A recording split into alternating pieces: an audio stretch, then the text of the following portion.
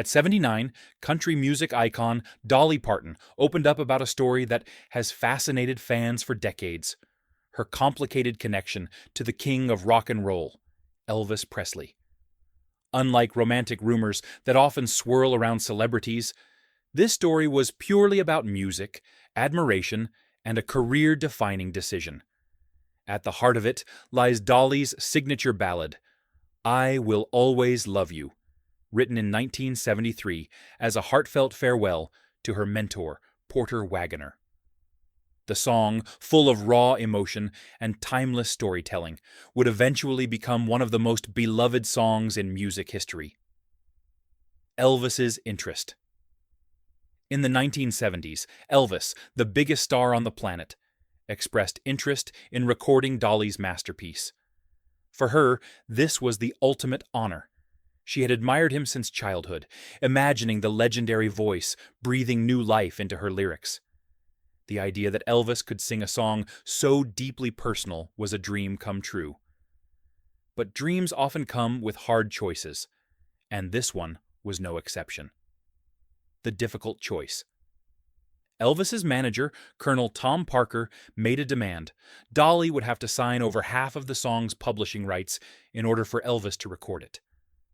While many would have seen this as a small price for such a monumental opportunity, for Dolly it was unthinkable. "I couldn't give away something that was my heart and soul," she would later explain. The decision weighed heavily on her. On one hand, she could have her song immortalized by a living legend. On the other, she had to protect her creation and her independence, a principle she had built her career on. Saying no.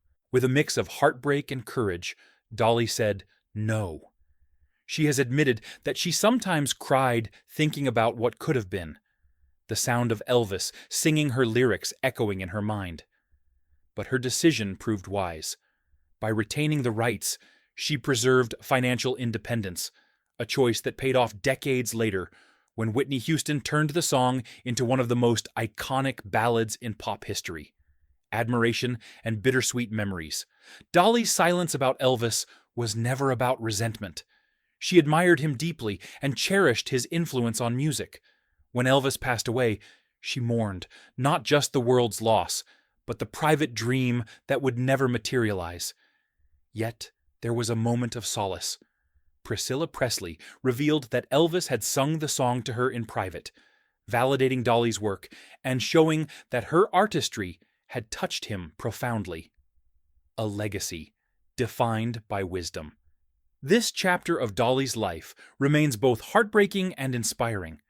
It underscores the hard choices artists make to protect their creations, even when it means turning down a once-in-a-lifetime opportunity. For Dolly, keeping control of her song shaped her legacy, secured her independence, and allowed her music to endure across generations. And while the longing to hear Elvis's voice on her masterpiece lingers as a bittersweet "what if," it is also a testament to Dolly's integrity, foresight, and the lasting power of her artistry.